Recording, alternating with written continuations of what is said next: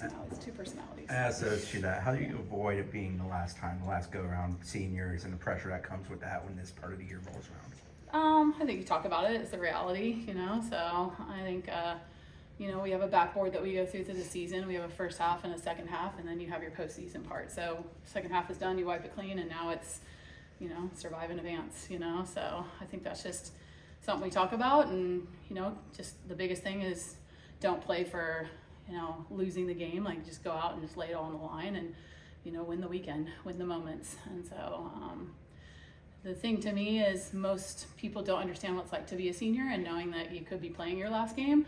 So I think a lot of times, like, you've got to have these good relationships to be like, hey, don't go there, because they can definitely get, especially 9 of them, right, like feeling it.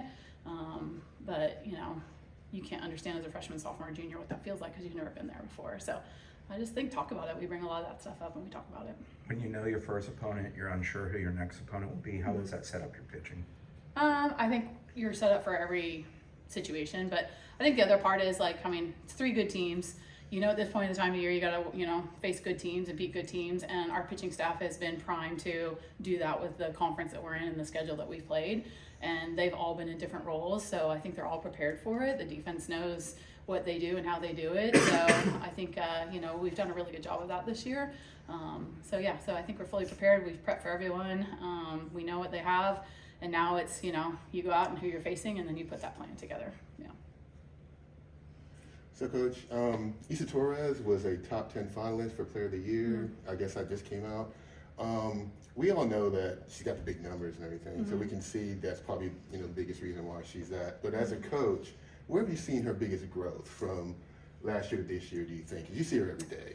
Yeah, I just think that last year's conversations and just, she has an older sister that played the game, and, it's tough. I think a lot of fans come out here and you see you compete, but there's so much more to it, from the lifting to the running to the start in September to the nutrition to the how do you just handle the daily life of being an athlete. And, I think the experience they all got their freshman year, for her to raise her bar of skills to be better, but also to understand that what she learned from her sister going through it is just really loving playing the game and having joy in it. So I think that I'm most proud of Issa is keeping that competitive high level softball skill, but she's a joy on the field all the time, and she brings such a light. And the minute you see her getting frustrated, she bounces out of it quite quickly, and you can have those talks with her as a sophomore, and usually that's kind of a junior senior mindset.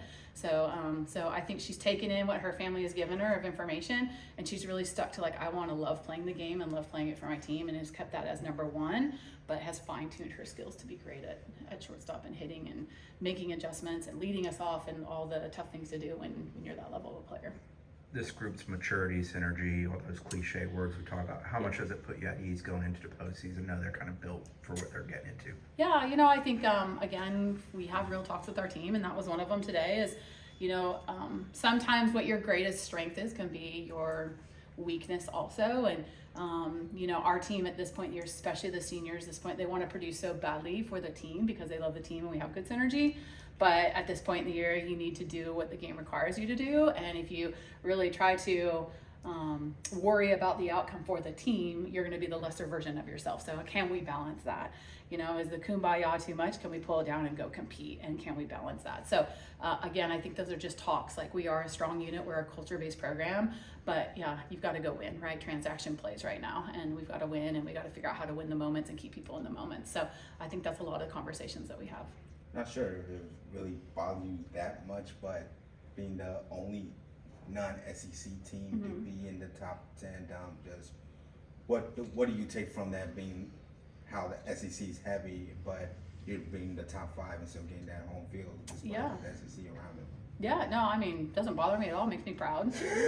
I think that, we've had to fight to get respect early on. And now you look at what our conference is doing and how many teams are in postseason and the RPI we've had as a conference. So whether we kick down the door in the beginning to show that you can do it in the ACC, there is following right now and support and administration. And, we're coming along, and, it's not like the ACC stepchild anymore. We're stepping in there. So I think we have great teams, but we had to earn that respect, and I think that for where the game of softball is going to go, it's not all about the SEC. It's about every conference and every opportunity in the country. And I think that's a flag we planted in Oklahoma City to let people know that softball can be played at anywhere and you can get to Oklahoma City from there. So very proud of it. We've earned it. It was a schedule that we set from the beginning. So not even the ACC set us up, as all the teams that we played before that. We were road warriors this year. So we set out for this and we've earned it. And now, let's go out and play the game that we know how to play.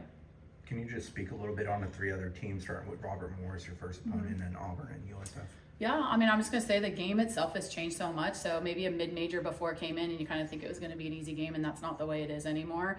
And so, taking every opponent, with respect and not taking them lightly is huge. And they swing the bats and they got good pitching. And, so it's your step trying to get out there and get after pitch 1 to game 1. I think USF has had a very good season. They play a different kind of ball and they just all into it. They are scrappy, they're passionate, they have some really good pitchers that hit their spots and locate well, and they own what they do. And, they don't try to be something different. I think when you get to that time of year, those teams are dangerous because they do what they do. And I think Kenny and those guys, Lisa, did a good job with that. And then, Auburn's battle tested, so anyone you're going to get out of the SEC is battle tested. They're of a strong conference and it's literally not flowing below 500 to get into postseason. And so I know that they're okay. They've had a lot of come from behind wins. They stay in it. They battle too. They're also a pitching staff that pitches by committee and really locates pitches really well. So we've got to be very disciplined, which I know we do a good job of that, but we've got to stay into our disciplines on that side of it. So, and then they got, some big swings and new coaching staff there. So we played them in the fall and they're a different team now. And I think they did a good job this year of growing through the season, and that's I think something we pride ourselves into. So I know that they're going to bring a little experience on that side. But yeah, they have a co-head coaches. There you go. Yeah, co-head coach situation. Yeah. How common is that? I'm just not familiar with it. Yeah, it's probably. There's obviously coaches that do it, but even if you're not a co-head coach, the game's not your 60 game season. You're going all the time. Troy's out here with his daughter right now and Lauren's right there with him, so it's the families are part of our family, so I think it's super cool on their side that they're able to balance that. They're kind of coaching together at Tennessee, but now they are owning the coaching together, and I think they've done a great job and they're good people. And so softball's life, sports life for you guys, right? You just love it. So when you're all in, I think as long as you can keep the mindset of what happens on the field stays on the field, it's probably the biggest part, because your kids are going to feel that, right? Mm-hmm. Not only your kids, but your player kids too are going to feel that. And so I think that staff is really good about family oriented, and they just do a good job of that. So, and I've seen the change in their team for sure. Yeah. No, we haven't really asked you this for a while, but how are you feeling now with your treatment and just battling that down, going with the postseason as well? How are you doing now as far as managing both of them? Yeah, it's every week, so it's kind of the same routine every week for me, so I know what to expect when I'm not feeling as sharp, or what kind of sleep I need to get myself ready for the weekend. So I'm kind of grateful for the every week. I finished 9 of 12, so on my first half, I'll get 10 next week, so I'm literally seeing the light at the end of the tunnel of my first round before I jump into my second round. But I just go back to you saw at the ACC tournament, the stickers, it's just hard to have a bad day when everyone's in your corner, So the minute you kind of feeling a little bit oh man, I don't have the energy, and then someone walks by and they say a word or they send something and it just lifts you up. So I'm living the human kindness right now, and that's really keeping me, going, and the team has been an absolute rock for the whole thing. So yeah.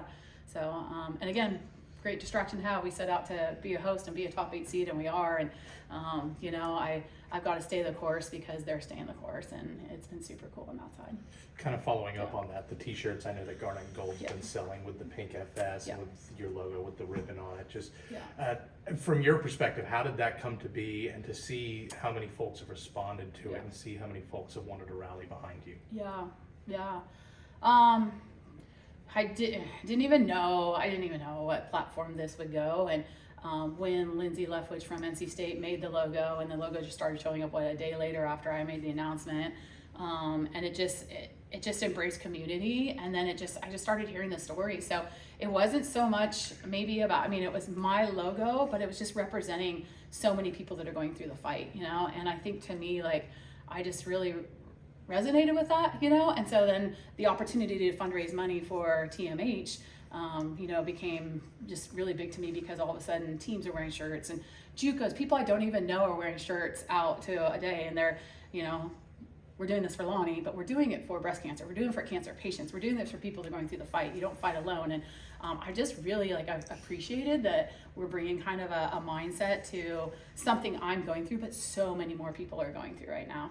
You know, and I think we're up to like $15,000 right now. So with me and my ability to match that, that's going to be a huge contribution to people that can't get to chemo or can't do things. Like, so now this situation is helping others, you know, and they don't have that platform. So so it's taken on a bigger role, but I'm very grateful for it. And the amount of people I don't even know that are supporting it is just so cool. So you know, it's the first time you see someone wearing something, you don't know them, and you're like, that's weird. And then you start to be like, wow, that's so cool that you see like this pink represents something, and we're representing a fight, and we're representing something for so many. So I've just really, really appreciated that. And, you know, still going, right? Like still going. It's, I get cards and gifts and email every single day of stories, and I'm just so thankful that I can connect with them and tell them that they're not in the fight alone, and I'm fighting with them. And it's, not just breast cancer, it's colon cancer, leukemia, it's so many things. So there is just this whole nother world out there that we all, like, that's my big thing. I go in the morning and there's 120 of us going through there from between 7 and 9, and we go into the world. So the minute you guys are in the world at a coffee and someone's having a bad day, give a smile, because they could be going through something and we don't even know that, you know, and it could be the caretakers. And that's my perspective that I've really just grown on this side of it. It's just, you don't know what people are going through, and if you can help, we're gonna help. And I think that's what has given this opportunity. So, yeah. Coach,